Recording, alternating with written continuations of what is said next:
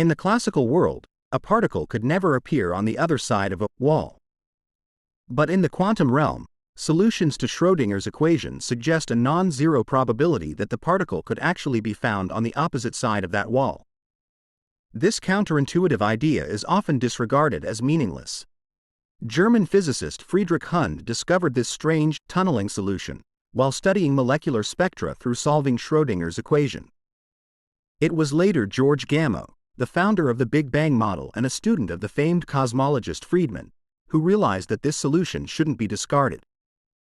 Gamow, who in 1928 worked with Bohr at the University of Göttingen, became interested in the issue of atomic decay. We've mentioned before that Rutherford used alpha particles to bombard gold foil to validate his atomic model. These high-energy alpha particles are helium-4 nuclei escaping from an atomic nucleus, a process known as nuclear fission. In classical mechanics, such particles should be tightly bound within the atomic nucleus, held together by the strongest of the four fundamental forces, the strong nuclear force. The energy barrier, the wall, in this case, is much higher than the kinetic energy of the alpha particle, making alpha decay theoretically impossible. However, Gamow recalled Schrödinger's tunneling solution, proposing that alpha particles could probabilistically appear anywhere in space, including outside the nucleus. His calculations matched observed decay rates, confirming the phenomenon known as quantum tunneling. So how do we interpret quantum tunneling? What happens in the instant when a particle passes through a wall? One explanation suggests that due to random quantum fluctuations in the vacuum, the particle might temporarily acquire extra fluctuation energy. If this energy is high enough, it can allow the particle to overcome the barrier.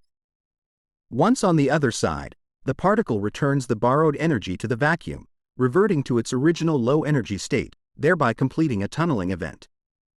Over time, if a particle attempts to borrow energy from quantum fluctuations often enough, it will eventually gather sufficient energy to tunnel through. Furthermore, the higher the barrier, the lower the likelihood of tunneling, but the faster the particle will tunnel. According to current theories and experiments, this speed may even exceed the speed of light. However, like with faster-than-light quantum entanglement, no useful information is transferred in the process, so it doesn't violate the theory of relativity. In summary, the more energy a particle borrows from the vacuum, the quicker it has to return it. After Gamow successfully explained alpha decay using tunneling, it was realized that many phenomena, like stellar nuclear fusion, also depend on quantum tunneling.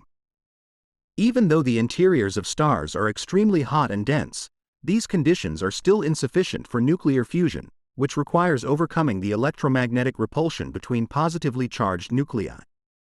Quantum tunneling allows fusion to occur at lower temperatures, such as those found in the Sun's core. This is fortunate for us because it gives Earth enough time for life to evolve and enough energy for life to exist. In addition to this, the synthesis of molecules like water and carbon monoxide in interstellar clouds filled with atoms also relies on quantum tunneling.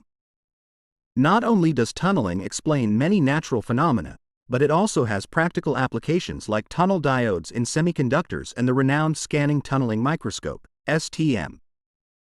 The STM uses a fine probe to approach the surface of the object being scanned, usually metal. The probe doesn't actually touch the surface.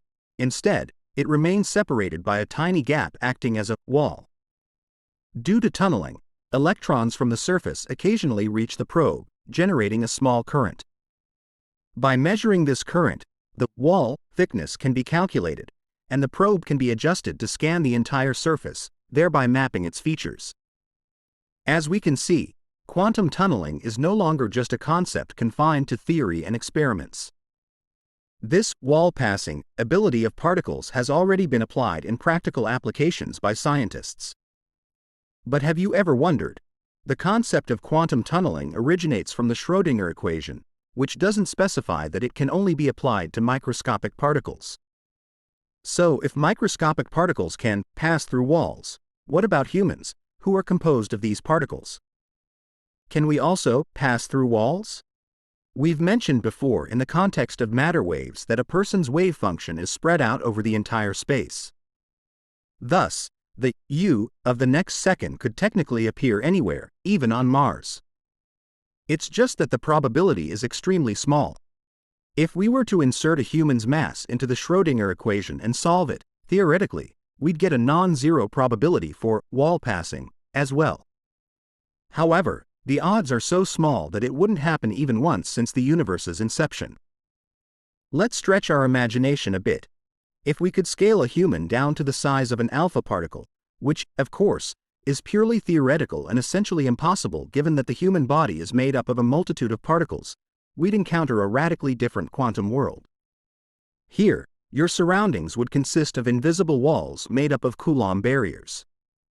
You'd see countless versions of yourself scattered everywhere, including on the other side of these walls. Moreover, if we were to use gender as an analogy for a particle's spin property, then you would be in a superposition of both male and female states. In quantum mechanics, this is known as the principle of superposition. Note that in this case, you are not genderless, you are both male and female. When your actions have an effect on the macroscopic external world, decoherence occurs, causing your wave function to collapse. Only then does your gender become definitively male or female.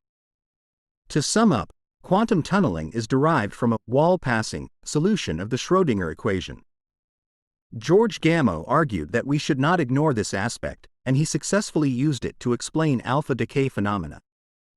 This is where quantum mechanics begins to show its prowess.